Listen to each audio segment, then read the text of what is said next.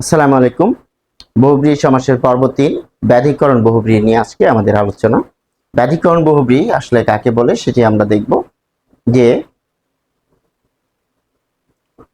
পূর্বপদ ও পরপদ কোনোটি যদি বিশেষণ না হয়, অর্থাৎ আমরা সমানাধিকরণের ক্ষেত্রে দেখেছিলাম যে প্রথমে একটি বিশেষণ থাকে এবং পরের পদটি থাকে বিশেষ্য।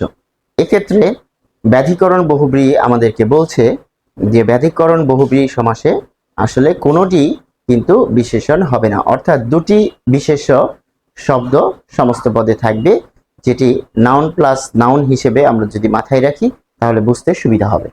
যেমন ৮০-তে ২০-৪, আমরা জানি বহুব্রীহি সমাসে তৃতীয় অর্থকে প্রকাশ করে, অর্থাৎ পূর্বপদ কেউ প্রাধান্য দেয় না, পরপদকেও প্রাধান্য না দিয়ে অন্য কোনো অর্থ বা পদকে বুঝিয়ে থাকে, এবং এই কারণেই কিন্তু সেটি বহুব্রীহি সমাস হয়ে থাকে।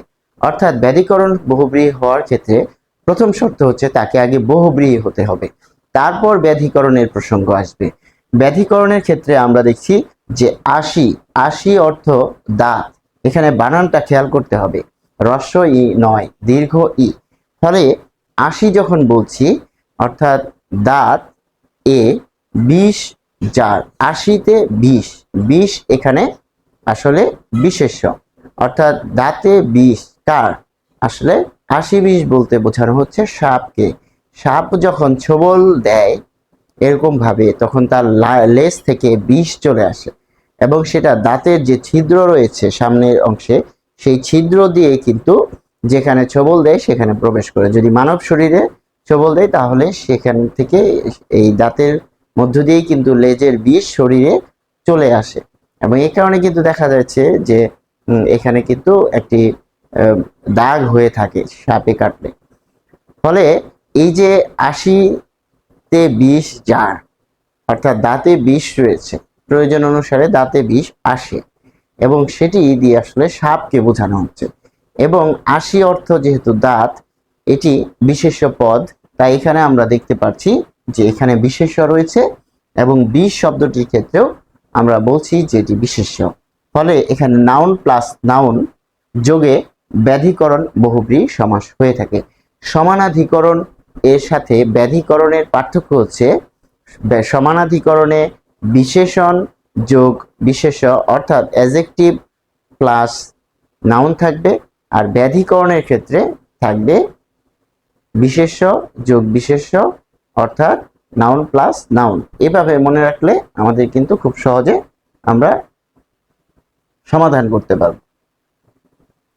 এরপর আমরা দেখব আরেকটি উদাহরণ, কথা সর্বস্ব যার, অর্থাৎ কথাকে আমরা এখানে পাচ্ছি বিশেষ্য হিসেবে আর সর্বস্ব কেউ পাচ্ছি বিশেষ্য হিসেবে, ফলে এটি দাঁড়াচ্ছে কথা সর্বস্ব, যেটি ব্যাধিকরণ বহুব্রীহি সমাসের উদাহরণ। এরপর আমরা পাচ্ছি কর্ণে ফুল যার, কর্ণফুলী। আচ্ছা, কর্ণফুলী বলতে কি বোঝায়? কর্ণফুলী কিসের নাম? কর্ণফুলী একটা নদীর নাম, কিন্তু কর্ণ অর্থ কি? কর্ণ অর্থ হচ্ছে কান। এই যে কর্ণ, সেটি বোঝাচ্ছে কানকে, আর ফুল যেটি পুষ্পের আরেক নাম। তাহলে এখানে কিন্তু কান প্রধান নয়, ফুলও প্রধান নয়, এটি আসলে বোঝাচ্ছে একটি নদীকে।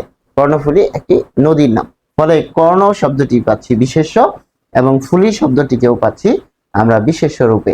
যেহেতু এটি তৃতীয় কোনো অর্থ, অর্থাৎ একটা নদীকে প্রকাশ করছে, তাই এটি বহুব্রীহি সমাস।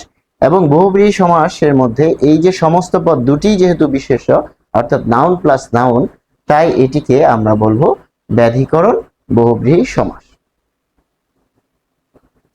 এরপর আমরা দেখব পদ্ম নাভিতে যার, পদ্ম নাভ। পদ্ম নিজেই একটি বিশেষ্য পদ এবং নাভি থেকে যে নাভ হয়েছে অর্থাৎ নাভি, সেটিও কিন্তু একটি বিশেষ্য পদ। আমরা এর আগে প্রথম পর্বে পড়েছিলাম যে নাভি থাকলে হয়ে যাবে নাভ, আর যেহেতু এখানে নাভ শব্দটি রয়েছে তাই সেটি হবে নাভি। ফলে আমরা এখানে পাচ্ছি যে পদ্মনাভ বলতে আমরা বুঝতে পারছি যে এখানে বিশেষ্য এবং বিশেষ্য যুগেই এই বহুব্রীহি সমাসটি গঠিত হয়েছে। এরপর আমরা আরেকটি উদাহরণ দেখব, সেটি রত্নগর্ভে যার, রত্নগর্ভা। অর্থাৎ রত্নগর্ভা দিয়ে কাকে বোঝানো হচ্ছে? যে সেই মাকে যার সব সন্তানেরাই রত্নের মতো আসলে প্রকাশ করেছে নিজেকে বা প্রতিষ্ঠিত হয়েছে। ধরা যাক একজন মায়ের 3জন সন্তান রয়েছে, 3জন সন্তানের মধ্যে একজন প্রধানমন্ত্রী হলেন, একজন অর্থমন্ত্রী হলেন, আরেকজন পররাষ্ট্রমন্ত্রী হলেন, কিংবা একজন ডাক্তার, একজন প্রকৌশলী, আরেকজন বিজ্ঞানী।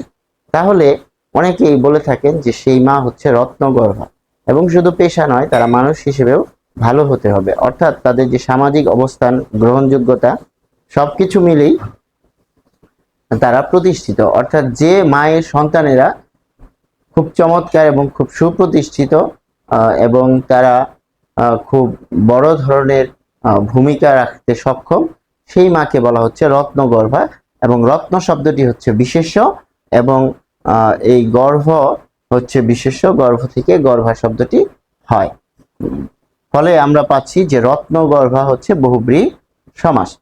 আরেকটি উদাহরণ আমরা দেখব, সেটি হচ্ছে যে বিনা পানিতে জার। এখানে বিনা বানানটি খেয়াল করতে হবে, বিনা এবং পানি বানানটি খেয়াল করতে হবে। এখানে বিনা অর্থ এই যে বাঁশি, যে বিন বিন বাজানো হয়, বিনা পানিতে জার। এখানে বিনা অপ্রধান নয়, পানি পানি বানানটি কিন্তু এখানে মূর্ধন্য দিয়ে, অর্থাৎ পানি অর্থ হচ্ছে হাত, অর্থাৎ বিনা পানিতে জার। আমরা অনেক সময় যে সরস্বতী পূজা দেখে থাকি, সেখানে কিন্তু আমরা দেখি যে বিদ্যার দেবী সরস্বতীর হাতে কিন্তু একটা সেতারের মতো থাকে, অর্থাৎ তিনি সেটি দিয়ে কিন্তু আসলে তার যে সরস্বতী, বিদ্যার দেবী সরস্বতী যে প্রকাশ আমরা দেখে থাকি, সেখানে কিন্তু বোঝাচ্ছে যে বিনা হাতে জার, বিনা হাতে জার, অর্থাৎ বিনা কার হাতে থাকে? বিদ্যার দেবী সরস্বতীর হাতেই কিন্তু বিনা থাকে। ফলে বিনা পানি বলতে সরস্বতী, বিদ্যার দেবী সরস্বতীকে বোঝানো হচ্ছে, এবং বিনা এখানে বিশেষ্য পদ, এবং পানি বা হাত সেটিও কিন্তু বিশেষ্য পদ। ফলে এটি অবশ্যই ব্যাধিকরণ বহুব্রীহি সমাসের উদাহরণ। আরেকটি বিষয় এখানে পাচ্ছি আমরা, শোকে সন্তপ্ত যে। শোক সন্তপ্ত, যখন কোনো পরিবারের কেউ একজন মারা যায়, যদি বাবা মা মারা যেয়ে থাকে, তাহলে সন্তান কিন্তু কি হয়ে থাকে? যে শোক সন্তপ্ত, বা তার স্ত্রী, তার পরিবার শোকে সন্তপ্ত, অর্থাৎ শোক হচ্ছে বিশেষ্য, আর সন্তপ্ত এখানে কিন্তু বোঝাচ্ছে যে শোকে আর কি তারা বিমলিন হয়ে গিয়েছে, অর্থাৎ দুঃখ ভারাক্রান্ত, খুব আসলে মন খারাপ। ঠিক এরকম যে পরিস্থিতি বা রূপটা, সেটি কিন্তু শোক সন্তপ্ত, এবং এখানে বিশেষ্য এবং বিশেষ্য সন্তপ্ত এই দুটি বোঝাচ্ছে যে পাশাপাশি দুটি বিশেষ্য অবস্থান করছে, ফলে এটি ব্যাধিকরণ বহুব্রীহি সমাসের উদাহরণ। আরেকটি বিষয় আমরা এখানে দেখব, সেটি হচ্ছে শশ অঙ্কে জার। শশ অঙ্কে জার, অর্থাৎ এখানে শশ এটা হচ্ছে বিশেষ্য, আর অঙ্ক এটি হচ্ছে বিশেষ্য। তাহলে শশাঙ্ক যখন আমরা বলছি শশ অঙ্কে জার, সেটি ব্যাধিকরণ বহুব্রীহিকে বোঝাচ্ছে। আরেকটি বিষয় খেয়াল রাখতে হবে, পরপদ পরপদ কৃদন্ত বিশেষণ হলেও বহুব্রীহি ব্যাধিকরণ বহুব্রীহি সমাস হয়। পরপদ অর্থাৎ কৃদন্ত বিশেষণ কিভাবে হয়? কাঠ যোগ আ, কাঠ, কাঠ একটি ধাতু। এখানে দুটি পদ রয়েছে, একটা হচ্ছে দোকান, আরেকটি হচ্ছে কাটা। অর্থাৎ এই যে বলছে পরপদ কৃদন্ত বিশেষণ, প্রশ্ন আসে কৃদন্ত বিশেষণ কাকে বলে? অর্থাৎ কৃত প্রত্যয়ের সাথে কৃত প্রত্যয় যখন গঠিত হয়, যুক্ত হয়, ক্রিয়ামূলের সাথে যখন কোনো প্রত্যয় যুক্ত হয়, তখন সেটি কৃত প্রত্যয়। এবং কৃত প্রত্যয় যদি বিশেষণ পদ গঠন করে, অর্থাৎ প্রত্যয় যুক্ত হলে একটা নতুন শব্দ গঠিত হয়, এবং সেই নতুন শব্দটি যদি বিশেষণ হয়, তাহলে আমরা সেখানে ব্যাধিকরণ যে বহুব্রীহি সমাস সেটি পেয়ে থাকি। যেমন দু কান কাটা যার, দু কান কাটা, এই অংশটুকুতে আমাদের বুঝতে হবে কাটা, কাঠ, কাঠ ধাতু, ধাতু বা ক্রিয়ামূল। কাঠ এরপর আ রয়েছে, অর্থাৎ এখানে আ প্রত্যয় যুক্ত হয়ে কাটা শব্দটি গঠিত হয়েছে। ঠিক এরকম খস যোগ আ, খসা, খস যখন বলছি দন্ত স্বয়ের নিচে হসন্ত রয়েছে, ফলে খস যোগ আ, খসা, এটি বোঝাচ্ছে যে কৃদন্ত বিশেষণ, অর্থাৎ কৃত প্রত্যয় যুগে যে পদটা গঠিত হচ্ছে সেটি যদি বিশেষণ হয় তাহলে সেটি কৃদন্ত বিশেষণ। তাহলে পরবর্তী পদ অর্থাৎ পরপদ কৃদন্ত বিশেষণ হলেও কিন্তু ব্যাধিকরণ হতে পারে। ব্যাধিকরণের ক্ষেত্রে আমরা জানি যে দুটি বিশেষ্য থাকবে, কিন্তু এই ক্ষেত্রে ব্যতিক্রমটা হচ্ছে যদি কৃদন্ত বিশেষণ হয় তাহলে কিন্তু সেটি ব্যাধিকরণ বহুব্রীহি হতে পারে। আশা করি আমরা বুঝতে পেরেছি আজকের ক্লাসটি। এর মধ্যে দিয়ে কিন্তু ব্যাধিকরণ বহুব্রীহি সমাস সম্পর্কিত আলোচনা শেষ হলো। সংশ্লিষ্ট সবাইকে ধন্যবাদ। আসসালামু আলাইকুম।